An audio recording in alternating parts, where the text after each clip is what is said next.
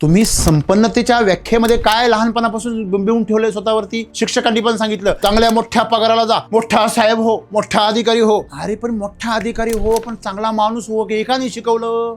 कारण त्यांनी त्यांच्या मुलाला आयुष्यभर काय शिकवलं? संपन्नता म्हणजे मोठा पगार, संपन्नता म्हणजे गाडी, बंगला, प्रसिद्धी. लोकांनी आपल्याला काय म्हटलं पाहिजे? मोठं म्हटलं पाहिजे. त्याला जर त्यांनी प्रेम शिकवलं असतं, त्याला त्यांनी काळजी शिकवली असती जीवनामध्ये, खूप चांगली काळजी घेणं ही संपन्नता आहे. खूप जास्त प्रेम करणं ही संपन्नता आहे. खूप जास्त आनंदी राहणं ही संपन्नता आहे. तुमच्याकडे जास्त आलेले पैसे, तुमच्याकडे जास्त आलेलं स्वातंत्र्य, या गोष्टींचं तुम्हाला मिळालेलं ज्ञान म्हणजे लोकांना मूर्खात काढायचं, लोकांच्या मुद्द्यांना खोडायचं, ही कुठली संपन्नता आहे? आणि म्हणून जीवनामध्ये आज आपण भौतिक जीवनाच्या एवढ्या आहारी चाललोय, तंत्रज्ञानाच्या एवढ्या आहारी चाललोय मित्रांनो, की आज खरोखर माणसाला प्रेम काय आहे आणि आनंद काय आहे हेच तो विसरून गेला. परमानंद फार अदोळीची गोष्ट आहे. हे जे भौतिक जग आहे ना सर, हे काय आहे? कचरा आहे. हे समजून घ्या तुम्ही. यूज अँड थ्रो आहे. ते किती पण मौल्यवान असू द्या, किती पण. तुमचा कपडा 10,000चा असो, 1,000चा असो, लाखाचा असो, तुम्ही घालून काय करणार आहे? तो धुवायला टाकणार आहे. पाण्याला माहिती आहे का हा लाखाचा आहे? साबणाला माहिती आहे का? त्याच्या तावडीत सापडला म्हणजे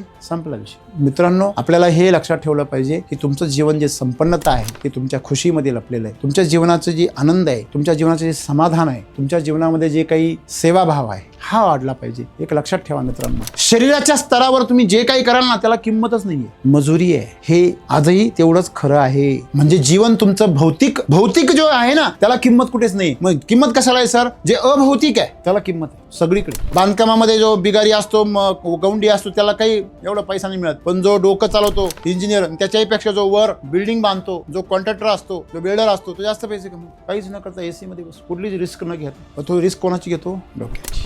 सद्गुरू आम्हाला सांगताय की तुमच्या जीवनामध्ये सर तुमचा स्वभाव वाढला पाहिजे, प्रेमळपणा वाढला पाहिजे, संवेदनशीलता वाढली पाहिजे, तुमच्यामध्ये परमानंदाची झलक मिळाली पाहिजे. आज गुलाबाच्या फुलाला जास्त महत्व काय आहे झेंडूपेक्षा? का महत्व आहे सर? का महत्व आहे? तुम्ही एवढे दिवस गुलाबाचं फुल शोधत होते, झेंडू का चालला नाही तुम्हाला? तो नको तुम्हाला, गुलाबाचं फुलच पाहिजे. पण लक्षात ठेवा, खाली काटे राहतात.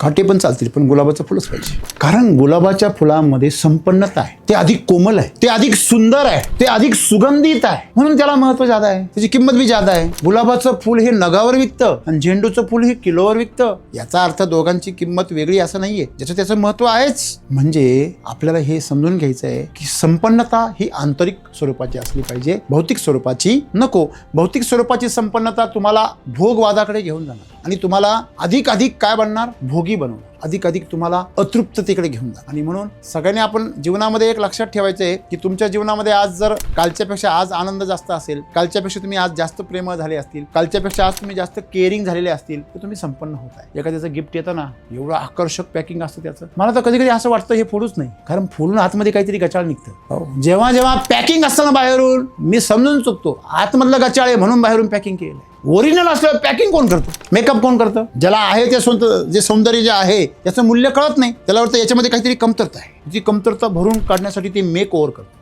त्याचं खड्डे खुड्डे सगळे काळे निळे ते सगळं साफ करून घे. शेवटी आनंद, प्रेम आणि हे जे काही सर तुमच्या जीवनामध्ये आहे हे तुम्हाला जिनियस असले तरच मिळणार आहे. तुम्ही ओरिजिनल असेल ना तर तुम्ही निर्भय राहणार आहे, निर्भय राहिले तर तुम्ही निश्चिंत राहणार आहे, आणि निश्चिंत राहिले तर आनंदी राहणार. ही संपन्नता आम्हाला इकडे घेऊन चालली. आम्हाला आमचं वय मान्य नाही, आम्हाला आमचा चेहरा मान्य नाही, आम्हाला आमचं जीवन मान्य नाही. याच्यापेक्षा वेगळं आम्हाला करायचंय. माधुरी दीक्षितला ऐश्वर्या राय व्हायचं ना, ऐश्वर्या रायला माधुरी दीक्षित व्हायचं. ही कुठलीच संपन्नता आहे. आणि म्हणून या शरीराच्या स्तरावर सर हे संपणार आहे, नश्वर आहे, त्याला स्थिर करण्याचा प्रयत्न करू नका. ही संपन्नता नाही. आपण वेळ का वाचवतो? टाइम पास करण्यासाठी. आपण पैसे का कमवतो?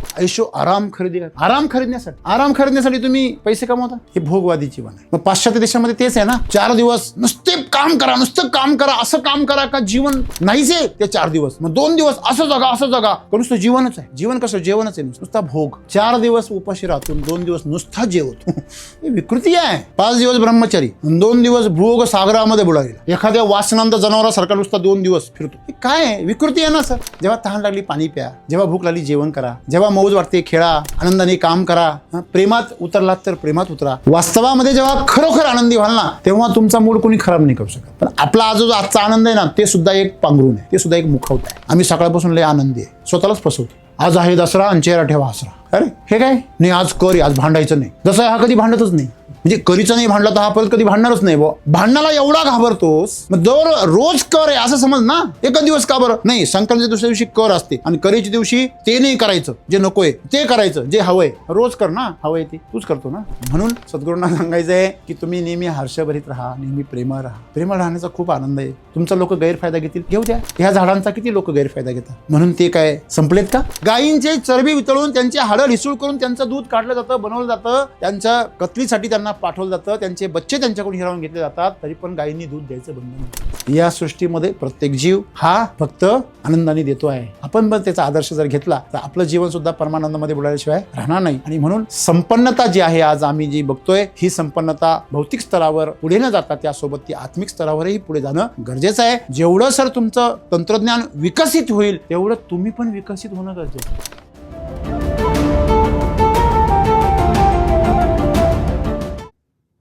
आणि म्हणून इंदोरमध्ये आई वडिलांचा अक्षरशः साफळा सुकला.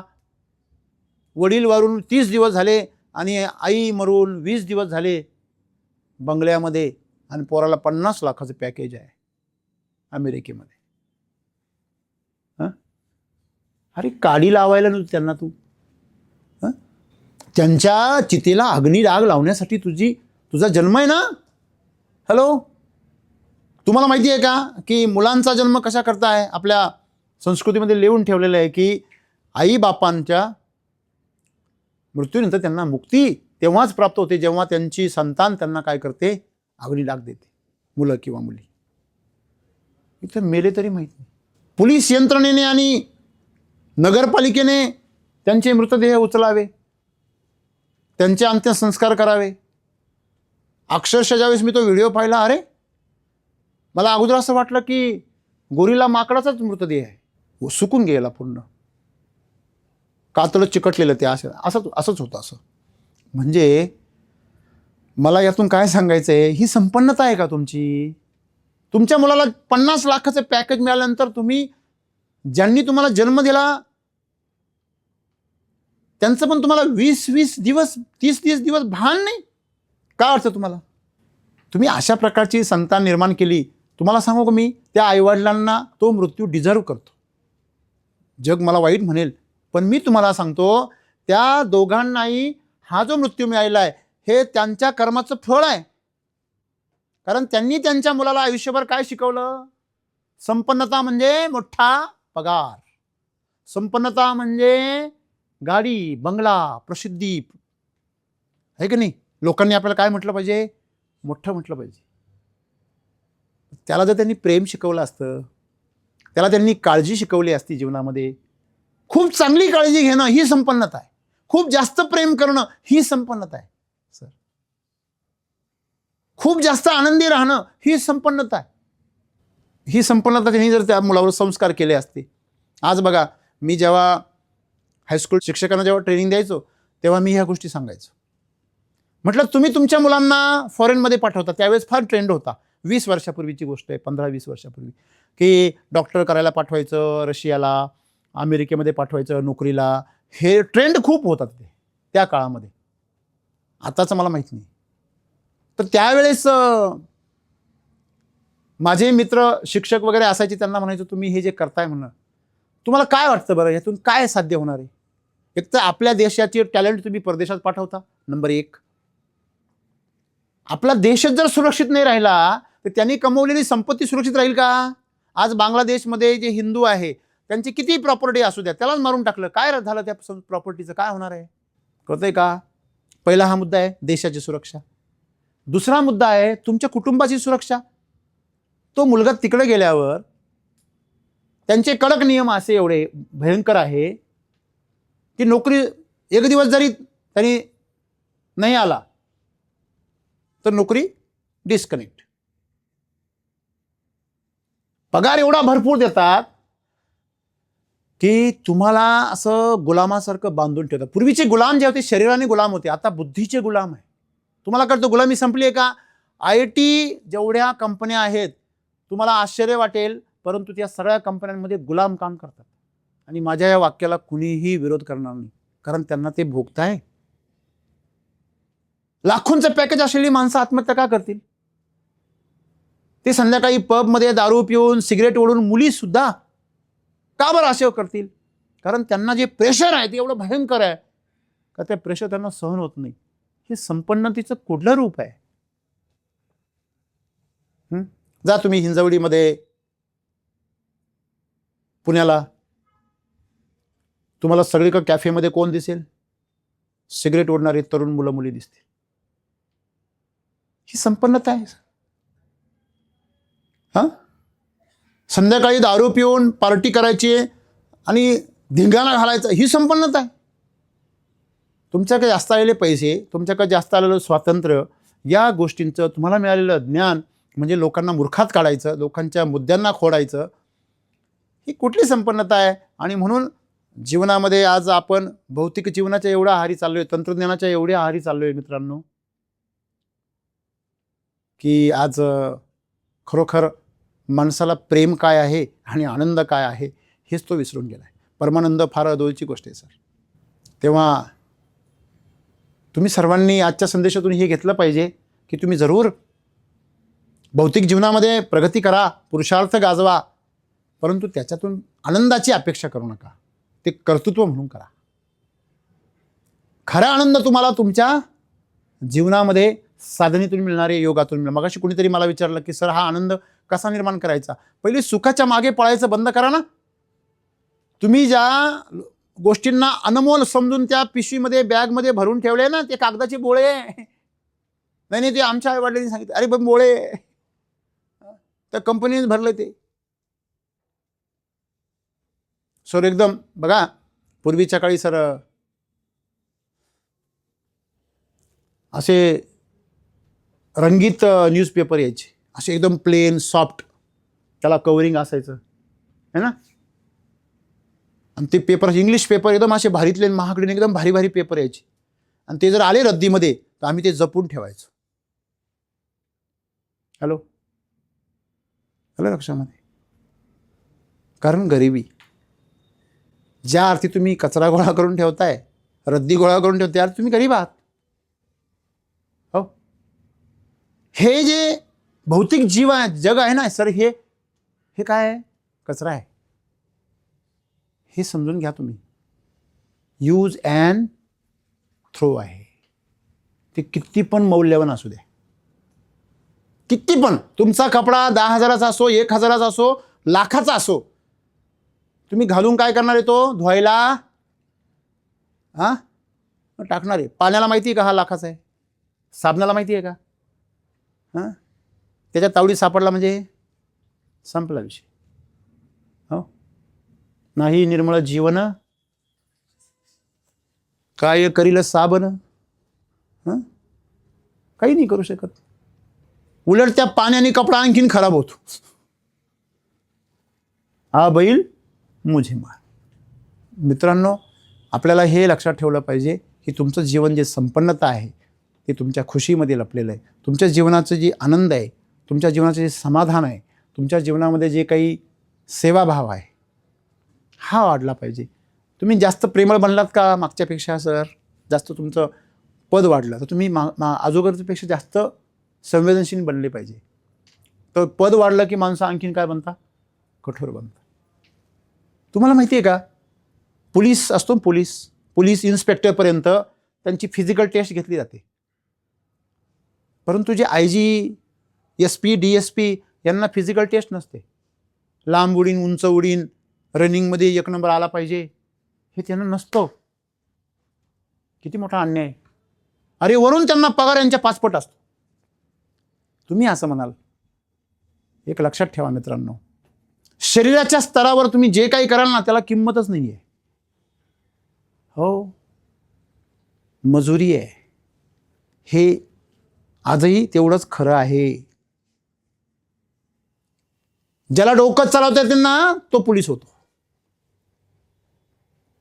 ज्याला फक्त हातपाय चालवता येतं, इथून खालचं शरीर ज्याला वापरता येतं तोच फक्त कुठल्या श्रेणीमध्ये काम करतो? चतुर्थ श्रेणीमध्ये. पोलीस हे पद कोणत्या याच्यामध्ये श्रेणीमध्ये येतं? हा, म्हणजे आपण एक लक्षात ठेवलं पाहिजे मित्रांनो, हे जे पद येतं SP-चं ते कुठे येतं? प्रथम श्रेणीमधलं पद आहे. त्याला फक्त डोकंच चालवायचं सर. कळलं? म्हणजे जीवन तुमचं भौतिक जो आहे ना त्याला किंमत कुठेच नाही. मग किंमत कशाला आहे सर? जे अभौतिक आहे त्याला किंमत आहे सगळीकडे. बांधकामामध्ये जो बिगारी असतो, गौंडी असतो, त्याला काही एवढा पैसा नाही मिळत. पण जो डोकं चालवतो इंजिनियर, त्याच्याही पेक्षा जो वर बिल्डिंग बांधतो, जो कॉन्ट्रॅक्टर असतो, जो बिल्डर असतो, तो जास्त पैसे कमवतो. काहीच न करता AC मध्ये बसू, कुठलीच रिस्क न घेता. पण तो रिस्क कोणाची घेतो? डोक्याची. आणि म्हणून डोकं पण एक मर्यादा आहे, ती पण भौतिकच जग आहे. सद्गुरू आम्हाला सांगताय की तुमच्या जीवनामध्ये सर तुमचा स्वभाव वाढला पाहिजे, प्रेमळपणा वाढला पाहिजे, संवेदनशीलता वाढली पाहिजे, तुमच्यामध्ये परमानंदाची झलक मिळाली पाहिजे. सर आज गुलाबाच्या फुलाला जास्त महत्त्व काय आहे झेंडूपेक्षा? का महत्त्व आहे सर? सर का महत्त्व आहे? तुम्ही एवढे दिवस गुलाबाचं फुल शोधत होते, झेंडू का चालला नाही तुम्हाला? उलट झेंडू बाम पिळा हरी बाम तो नको तुम्हाला, गुलाबाचं फुलच पाहिजे. पण लक्षात ठेवा खाली काटे राहतात. अहो काटे पण चालतील पण गुलाबाचं फुलच पाहिजे सर. कारण गुलाबाच्या फुलामध्ये संपन्नता आहे, ते अधिक कोमल आहे, ते अधिक सुंदर आहे, ते अधिक सुगंधित आहे. म्हणून त्याला महत्त्व जादा आहे, त्याची किंमत बी जादा आहे. गुलाबाचं फूल हे नगावर विकतं आणि झेंडूचं फूल हे किलोवर विकतं. याचा अर्थ दोघांची किंमत वेगळी असं नाही आहे, ज्याचं त्याचं महत्त्व आहेच. हॅलो, बरोबर आहे ना? म्हणजे आपल्याला हे समजून घ्यायचं आहे की संपन्नता ही आंतरिक स्वरूपाची असली पाहिजे, भौतिक स्वरूपाची नको. भौतिक स्वरूपाची संपन्नता तुम्हाला भोगवादाकडे घेऊन जाणार आणि तुम्हाला अधिक काय बनणार? भोगी बनवणार. अधिक तुम्हाला अतृप्ततेकडे घेऊन जाणार. आगीमध्ये तुम्ही जेवढं तेल ओताल तेवढं ती धूर जास्त सोडेल, तेवढा अग्नी जास्त पेटेल, आवाक्याच्या बाहेर जाईल. बरोबर आहे ना?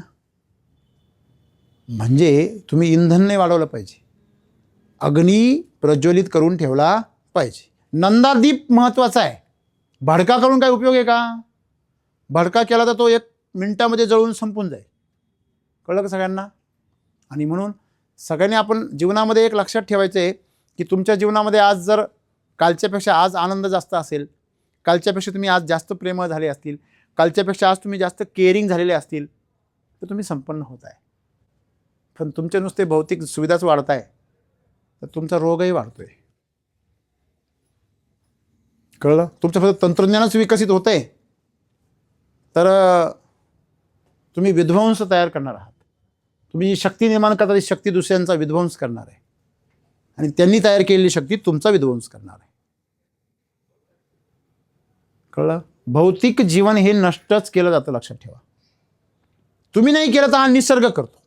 तुमचं शरीर भौतिक आहे ना, हा निसर्ग त्याला काही वर्षानंतर काय करणार आहे? नष्टच करणार आहे. तुम्ही करा अगर नका करू. म्हणून मग त्याचा वापर करून घ्या वापर करून. सर बरोबर आहे ना? मग कसा वापर करायचा तुमच्यावर आहे आणि त्याचा वापर कशासाठी करायचा आहे?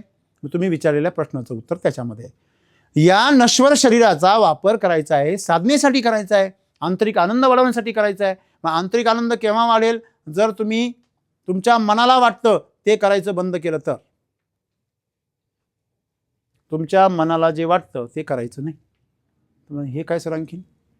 हे तर आणखीन अवघड आहे. मन म्हणजे तुमचा आत्तापर्यंतचा हिस्ट्रीमधला डेटा आहे.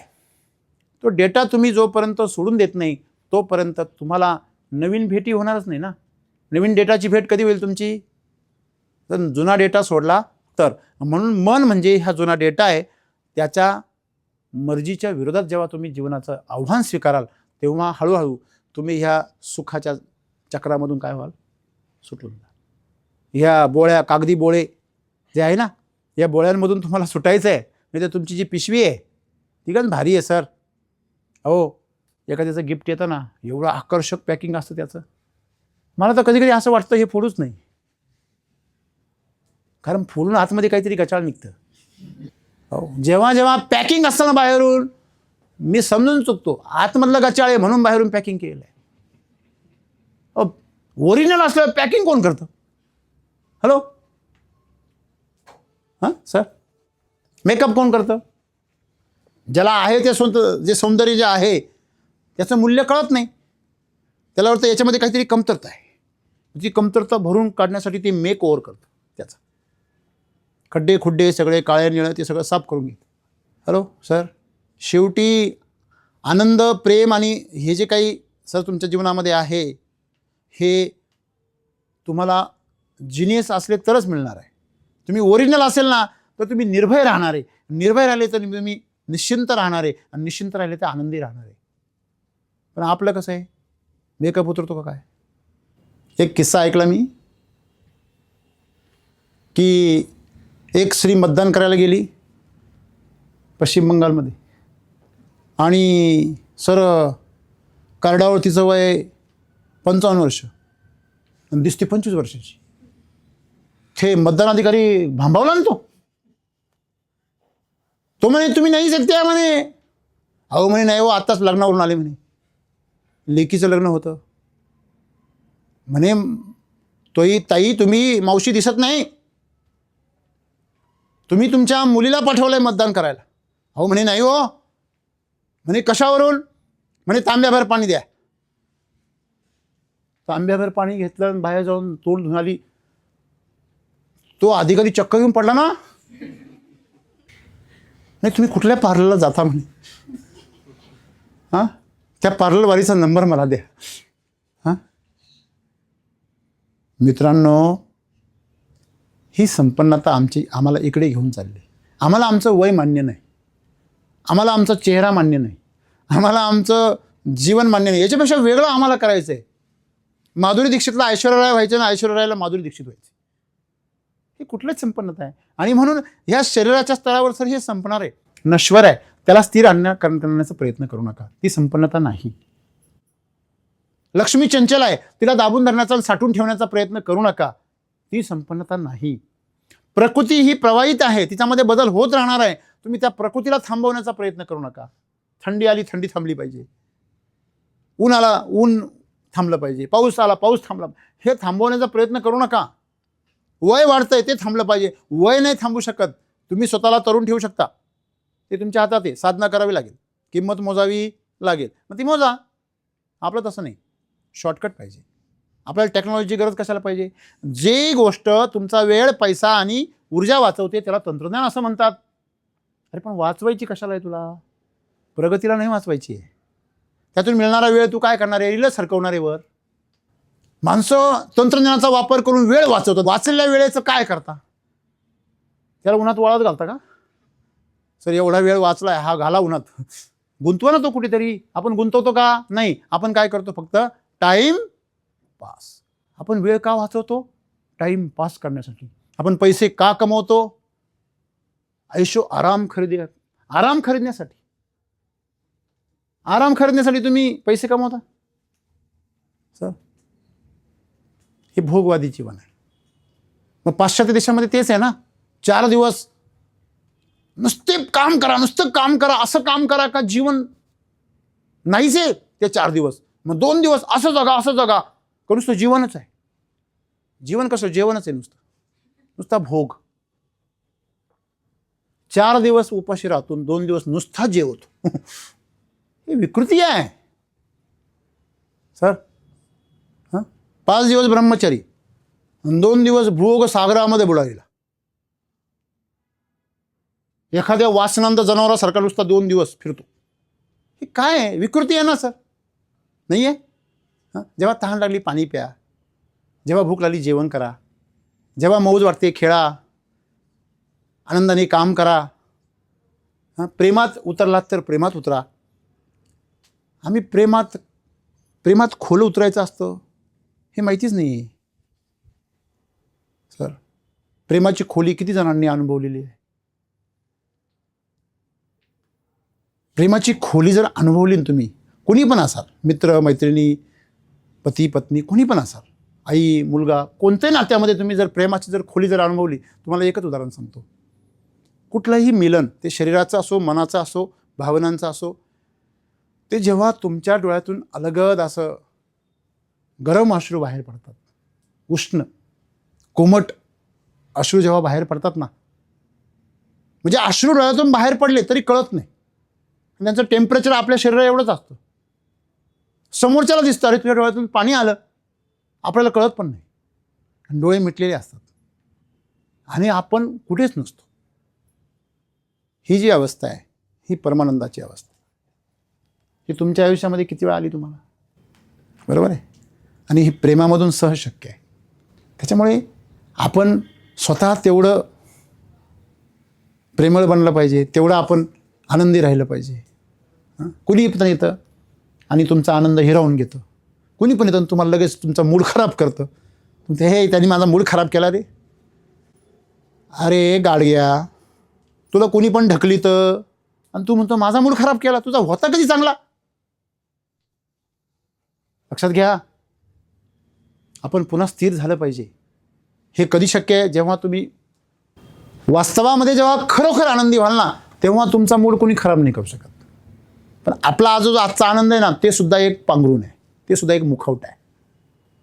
आम्ही सकाळपासून लय आनंदी आहे, स्वतःलाच फसवतो. काय आज आहे दसरा आणि चेहरा ठेवा हसरा. अरे हे काय नाही, आज कर, आज भांडायचं नाही.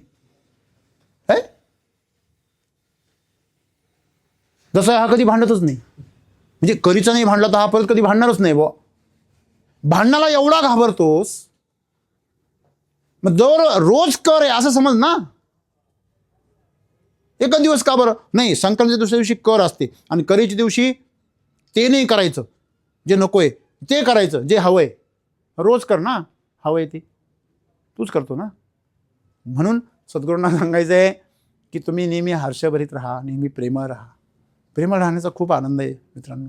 तुमचा लोक गैरफायदा घेतील, घेऊ द्या. ह्या झाडांचा किती लोक गैरफायदा घेतात,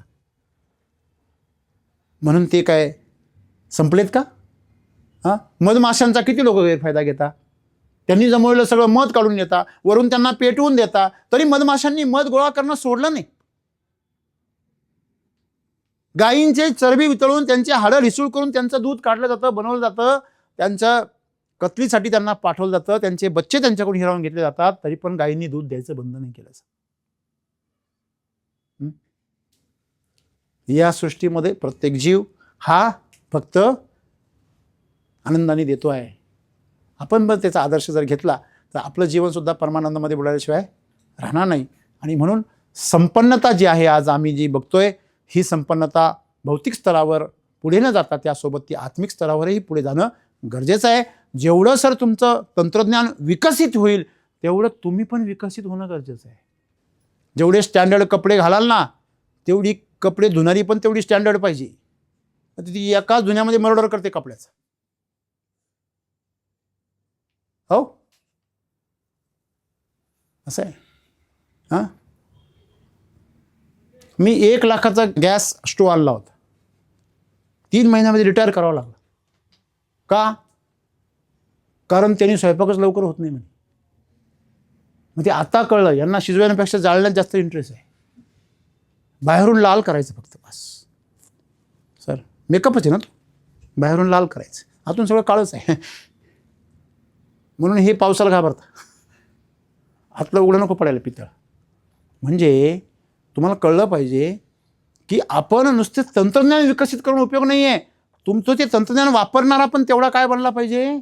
संपन्न बनला पाहिजे. तरच हे माणसाचं जीवन काय बनणार आहे? संतुलित आणि समृद्ध बनणार आहे. नाहीतर ते तुमची भरभराट आहे ना, हे तुमचा विनाश करणार आहे. तुम्हाला आलेली जी संपन्नता आहे ना, ती तुमचा घात करणार आहे. आणि म्हणून सद्गुरू सांगता, तुमच्या संपन्नतेबरोबर तुम्ही अधिक प्रेमळ बनले पाहिजे, अधिक संवेदनशील बनले पाहिजे, अधिक आनंदी बनले पाहिजे. तरच तुमचं जीवन तुम्ही जसं विचार करता त्याप्रमाणे आनंदी होईल. धन्यवाद.